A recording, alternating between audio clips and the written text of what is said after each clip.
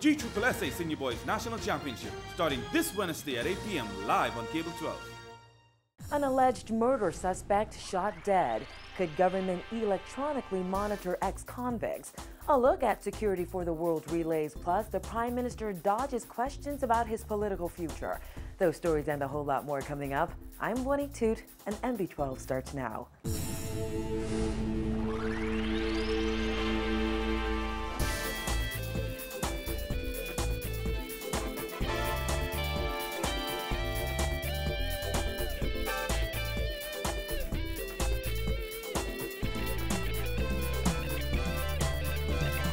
Topping news tonight, the suspect in a murder case that was discontinued last year is now the country's latest murder victim. Authorities say the 36-year-old man was gunned down outside his Winders Terrace home around 7:30 last night. He reportedly tried to run for his life but collapsed and died.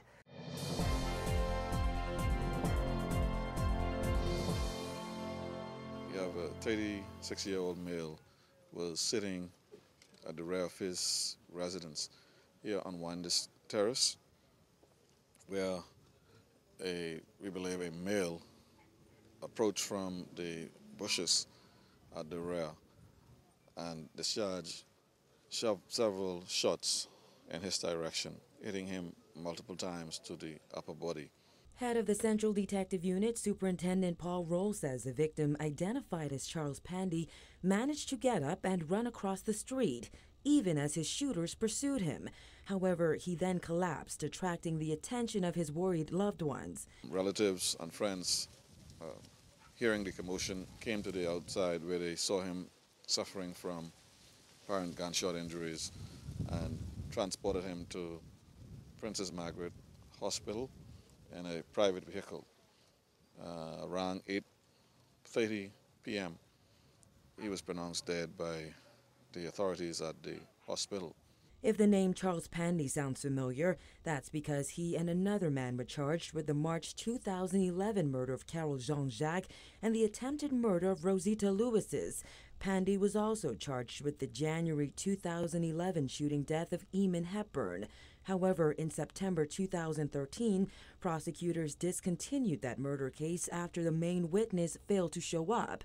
Pandy was also tried on 2 counts of armed robbery last year, but the case fell apart after trial judge Vera Watkins denied a request for the witnesses to testify via video link. Superintendent Roll seemed irritated when asked about Pandy's past, insisting it's important to respect the dead. Appreciate if you don't ask me those questions about personal characters when we are dealing with death investigation. Let us show some respect to the dead. Okay? I'd appreciate that highly. We treat each murder with sensitivity, and let's have sensitivity to the family as well. We are concerned, and we will investigate each one of these as we would do any. Thank you. That's not the only crime scene police raced to last night, though. Roll says as officers were conducting preliminary investigations into this latest killing, they received reports of a multiple shooting in the vicinity of Apple Street off Wolf Road.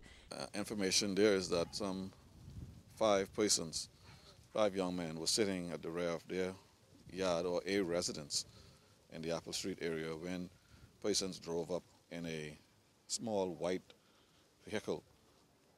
The rear seat passenger produced a handgun and discharged several shots into the direction where these men were sitting. Roll says a 25-year-old man was shot twice in the leg, while a 20-year-old man was shot once. They're now listed in stable condition. The other men reportedly walked away unharmed. The shooters then sped off in the white vehicle in the direction of Mackey Street. We appeal to members of the public who may have any information with these two latest shooting incident, one fatal, to provide whatever information you can to the police so that we can try and resolve this as soon as possible. In other crime news, a 20-year-old suspect in an early morning armed robbery is in hospital under heavy police guard tonight after he was shot by police following a high-speed chase. Authorities say 2 gunmen robbed 2 women shortly after they left a nightclub in Coral Harbor shortly after 2 a.m. One of the men reportedly sped off in the victim's vehicle while the other jumped into a waiting sunny Nissan. Police were alerted and sprung into action pursuing the two vehicles. The Sunny crashed into a wall on Chapel Street and two male occupants ran off. Shortly after, one of the victims' Honda Civic crashed into a building in Dignity Gardens. The suspect ran, but after he was confronted by police, he allegedly pulled a rifle at officers. He was then shot in the arm and taken to hospital, where he's listed in stable condition. Some suspects under government's electronic monitoring program have committed crimes while under surveillance or have become the victims of crime themselves, according to national security officials. Just last week, a man was gunned down near his home while being electronically monitored. Now, a call has been issued for the increased surveillance of people on bail and extended surveillance of ex-convicts after they've served their time. Christina McNeil has the details. A number of persons who are being released from prison on bail for these heinous crimes are actually becoming victims of crimes themselves, vis-a-vis the homicides. State National Security Minister Keith Bell has repeatedly criticized ICS security over its management of the electronic monitoring program. ICS was contracted by the Ingram administration in 2010 to begin the electronic monitoring of suspects out on bail. But given the current climate where suspects may either perpetrate crimes or become victims while out on bail, President and founder of the National Lead Institute, Troy Clark, says it may be time to consider another approach. What has happened is that a monitoring system was put in place in this country without a supervision to go along with it.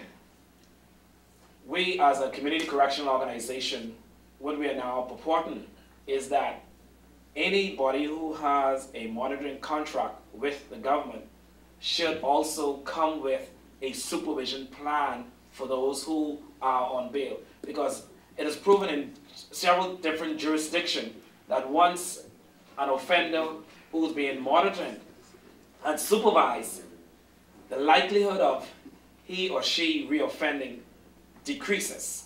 In December, the Prime Minister outlined a 20-point crime plan, part of which will target prolific offenders, including those on bail. But Clark says surveillance may be needed after convicts are released from prison for 6 months up to a year to help them reintegrate to society and reduce the chance of reoffending. What we are purporting is that every single person that comes out of prison system in this country needs to be supervised between a 6-month to a 12-month, whether he or she has finished his time or not.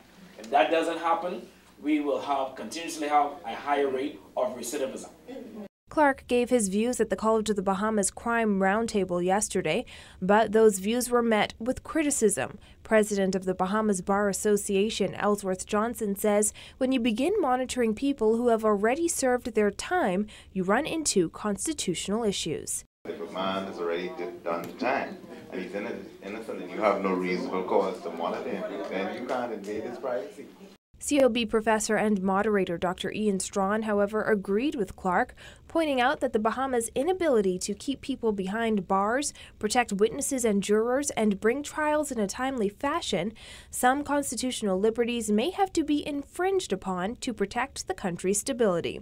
Reporting for NB12, I'm Christina McNeil. And outspoken religious leader Bishop Simeon Hall is blasting the Christian Council for its stance on web shop gaming. Hall also called for the government to regularize the gaming industry despite the results of last year's referendum. Jasmine Bonamy reports. Despite calls by many religious leaders to shut down web shops in the Bahamas, Bishop Hall is going against the Christian community and calling on the government to legalize web shop gaming in the country. During a candid interview with our news team, Hall criticized the Christian Council and insisted that despite the vote no victory, he believes the government should still regularize the gaming industry. I have been from the very beginning. I said, whereas I don't gamble, I believe that the government should regularize web shops. So I have no problem, and I do not support the Bahamas Christian Council, or better yet said, I do not support that segment of the Christian Council. The Christian Council lost its moral argument against web shops when we allowed hotel casinos in the country. You cannot have hotels gambling and don't have the same facility. Or better said, you cannot have casino gambling and then condemn web shops. Hall said although it is the church's position to oppose any steps toward immorality, he has formed a pragmatic position on the issue. He added the reality is that the practice has been happening for years, and by not regulating the industry, the government continues to lose millions of dollars in revenue annually. Hall says while the Christian Council has come out against regulating web shop gaming, there are dozens of other religious leaders like himself who do not agree. In fact, he says he was one of more than 30 pastors who met with Prime Minister Christie last week to discuss the issue. They were in support of web shops. So, whereas here's a position I now have taken. The Christian Council lost its moral argument against web shops when we allowed hotel casinos in the country. You cannot have hotels gambling and don't have the same facility. Or better said, you cannot have casino gambling and then condemn web shops. But the religious leaders aren't the only ones who think web shop legislation is overdue. On Tuesday, former Senator Philip Galanis said the country should not be held hostage by last year's referendum. Reporting for NB12, I'm Jasmine Bonamy. Speculation has been rife over whether Prime Minister Perry Christie would stay on as leader of the Progressive Liberal Party and lead his party into the next general election. Though Christie suggested in a recent Nassau Guardian interview that he would run again if his predecessor Hubert Ingram returns to frontline politics, he has only made vague statements about his political future. Well, the 70-year-old Prime Minister danced around the issue once again when MB12 asked if he plans to run again. What I'm thinking about in this country now is that in the time that I have allotted to me constitutionally to bring about the greatest result for the people of this country, that's all my focus is now, right? Not whether I'm running again, that's my focus, to bring about the greatest result in the 4 or 3.5 years I have. PLP Chairman Bradley Roberts and senior party member George Smith said recently there is widespread support for Christie to stay on as leader. Meantime, Hubert Ingram has not indicated any plans to leave retirement. Still to come on NV12, the latest on efforts to restructure BEC. So stay with us.